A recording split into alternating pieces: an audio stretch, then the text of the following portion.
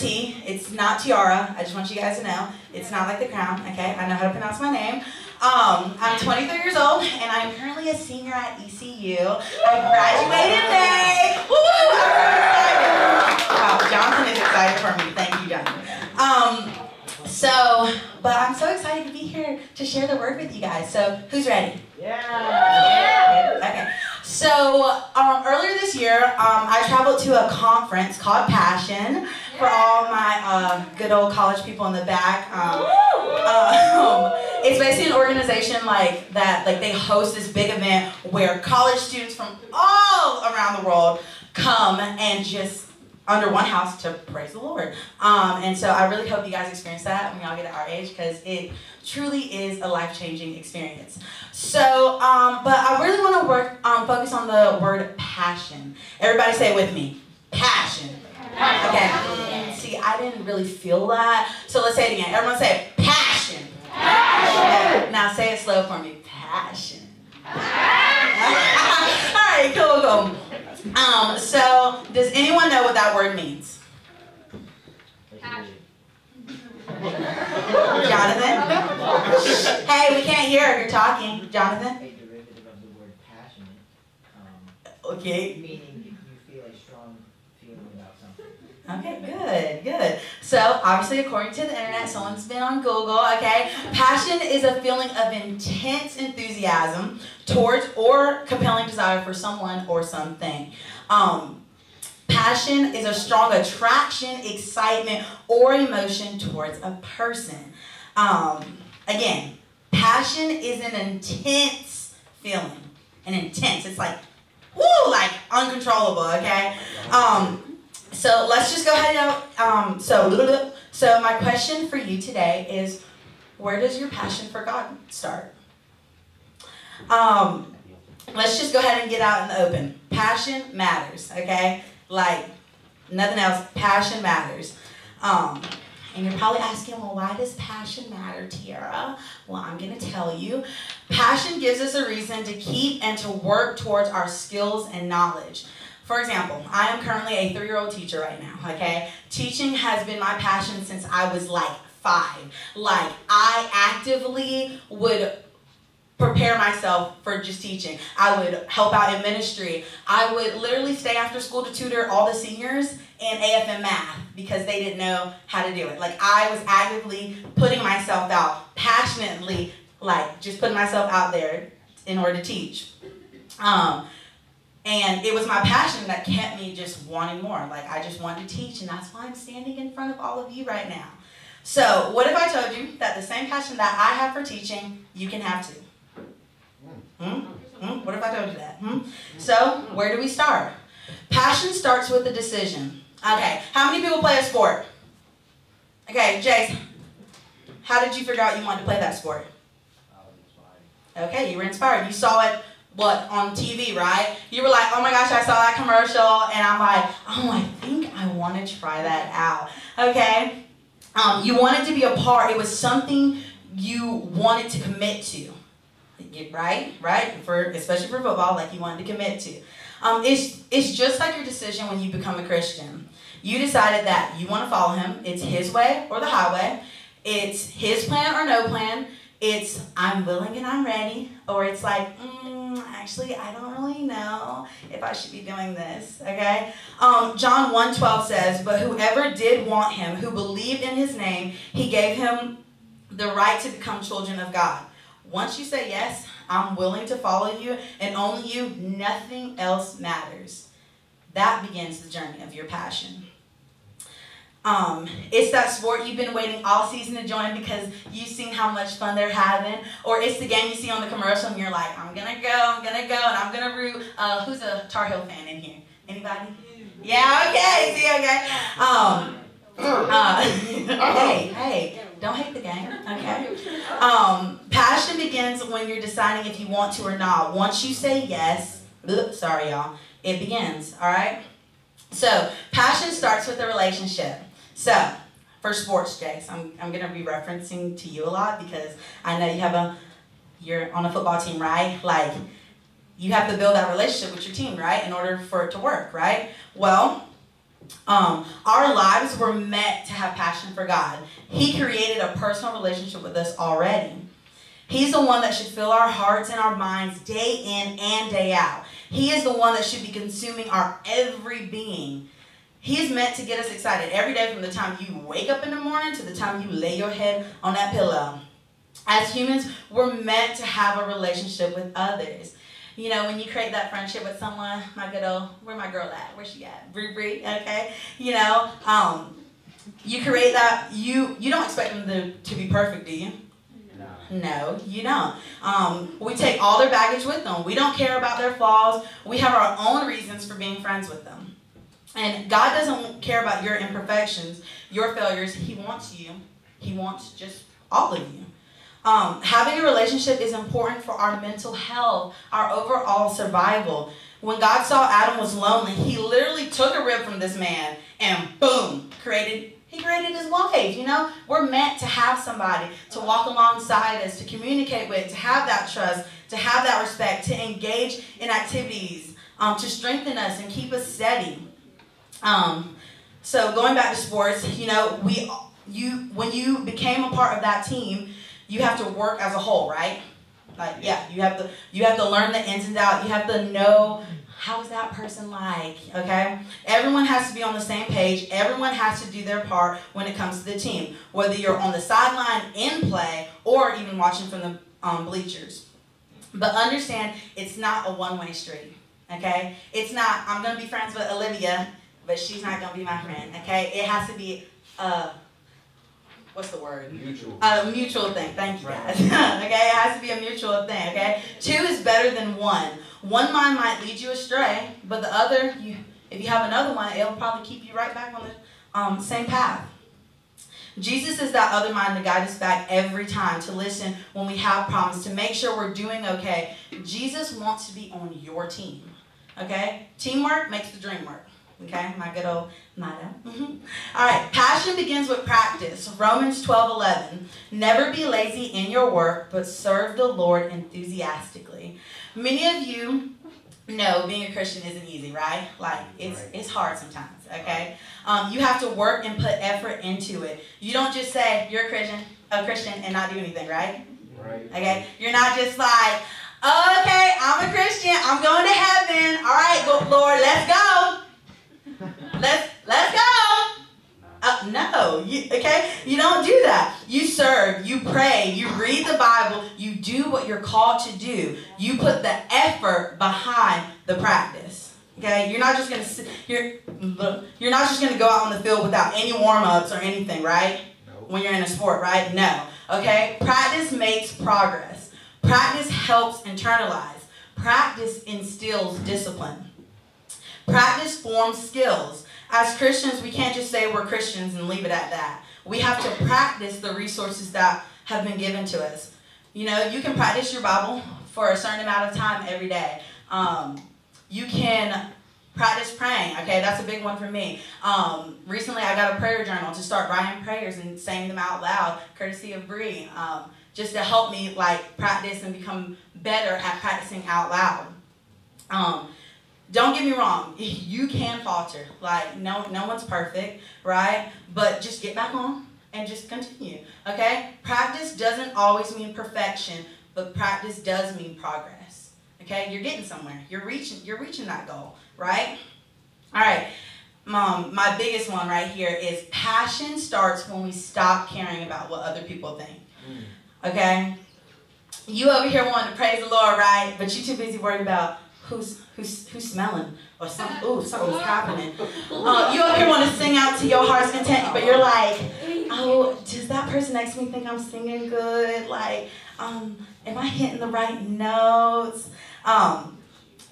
You want to lift your hands, but someone's looking at you. Okay, but who cares? If anything, I want people to know that I have the joy of the Lord. I want people to know that I have passion for God. And I know y'all are tired of hearing, well, you should just stop caring about what people think of you. Well, I'm going to tell you right now, we are one of our biggest critics, okay? We always making a big deal out of something, all right? Let me ask you, what sense does it make to pretend that someone is judging you? What sense does it make to pretend that someone's judging you? Honestly, they're probably thinking about, oh, when's the next time I'm going to eat? Or where am I going after youth group tonight? Did I do my homework? They honestly are probably not even caring about what's going on, okay? When we care about what other people think of us, we miss out on opportunities that God has for us. We trade passion for approval.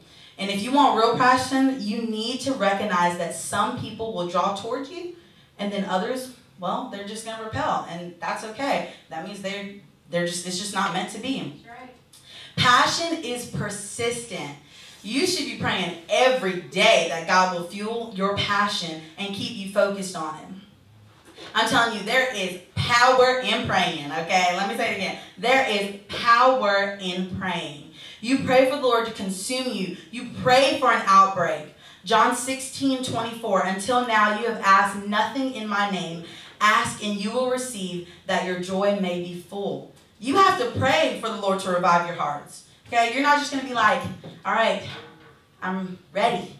Like, without even asking, like, He's going to give it to you. He's going to fuel the fire. Lord, I want you. Lord, I need you. Passion is more than a feeling. So how many of you went to summer camp this past week, right? Okay, you saw all those good old friends that you've seen at like Fine Arts, right? You saw those awesome rec staff teachers, right? I was your favorite, right? Okay, I'm just kidding. All right, you get to the service and it's all hyped up. You got the music, you got the lights, you got the speakers, and you got the merch. Which, the merch is everything. I'm just kidding, okay. But Phenomenon starts playing and you're like, oh my gosh, it is so lit. And you're going to do a little dance, you know what I'm saying? And that man starts rapping and you're like, oh my gosh. I wish I could do that, okay? But then you come home and you come to youth and you wonder why you aren't feeling excitement anymore. Passion is more than a feeling. It's more than just a place. It's more than just a sport. It's more than school. It's more than camp. Passion starts as an internal expression to an outward expression, okay? It's you coming into youth ready to encounter God, all right?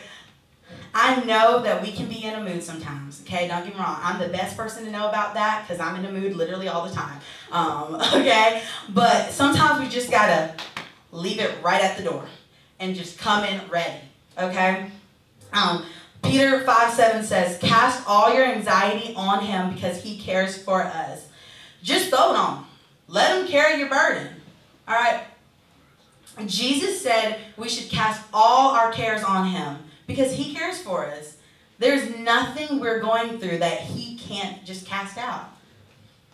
Passion starts with priority. Matthew 22:36-38. Jesus is asked a question just to kind of test Him. One of their religious scholars spoke for Him, posing a question they hoped would show up. Teacher, which command in God's law is the most important? Jesus said, love the Lord your God with all your passion and prayer and intelligence. This is the most important, the first on any list. Again, I say, it was God who accepted all your flaws and imperfection. He redeemed you, justified you, saved you. He needs your number one. When we place more importance on worldly things rather than God, we lose sight of our passion. It's more than just coming on church on Sundays and Wednesdays. It's more than just giving to speed the light. Because I can tell you right now, you can give all the money in the world. You can come to church every day. You can work harder than anybody and still not have passion. Did you hear me? Say it again. Okay? You can have all the money in the world. You can work harder than anybody, and you can come to church every day and still not have passion. Matthew 5:6. Blessed are those who hunger and thirst for righteousness, for they shall be satisfied. You have to hunger. You have to thirst. You have to actively seek for God. And let me tell you, as you're actively seeking, He's going to actively seek you back. He's going to provide. He's going to keep putting things in your place to help you and move you along. God is always seeking a relationship with you. Isn't that amazing? Like, you don't want that? Because I want it. Y'all want it in the back? Yeah. Yeah, okay. All right. For crying out loud, he sent his only son. Yeah. His only son to die on the cross for you. His death created a way for you. He's passionate about you. All of you. So what's your excuse? Passion starts with love. Matthew 12:30. And you shall love the Lord your God with all your heart and with all your soul and with all your mind and with all your strength. Bailey, if you can come start playing some keys back here. So as many of you know, some of the leaders last weekend went to a conference. We went on a little leadership retreat to As It Is in Heaven conference. And Saturday morning, I believe it was, they had a baptism service, okay? And they were like, hey, if anyone wants to get baptized, like, come on, like, we got extra towels, we got changes of clothes for you, okay? And so they gave the call, and let's say about 13-ish people came first, okay? This was first. And then he's like, no, I'm not gonna, it's like, if you want it, come. And when I tell you, I have never seen students your age so desperate, so willing to just be like, I want it all. I just want him. That's all I want is him. Like nothing else. I'm talking about they were pushing people just so they can make the declaration in front of everybody that I just want him. So I ask, where is your passion? You know, and I'm going to give you a chance to show your passion, you know. Can y'all stand with me? You know, I didn't tell you this story of baptism to be like, oh my gosh, like their youth groups, like we got to go and just get baptized over. Like, come on guys, like let's go get baptized. No, I told you because if they can do it, you can. I see Jonathan coming up here and preaching to all you. The passion's there. Y'all want it. It's just all you gotta do is reach out and grab it. Yeah, that's right. Don't shy away from it, because like I said, no one cares. No one, if someone's judging you, who cares? That's their problem. That's not your problem. So I ask again, where is your passion? You know, I just feel, and I didn't know if it was going to happen, but I'm really feeling the Lord telling me that y'all just need a moment. If you are ready and you are willing, I just want you to step out right here in front of this altar and reach your arms out and just be like, that's all I want. That's all I want is him. Because let me tell you, it is a life-changing experience the moment you're like, I'm all in. I'm all in. So what's going to be your move? The leaders can't do it for you. Your mama and daddy can't do it for you. Your passion starts in here. In here. So I'm going to let Bailey lead us in a song. And if you want that passion, we have leaders in the back, and I'm willing to pray for the fire to fuel you. I surrender.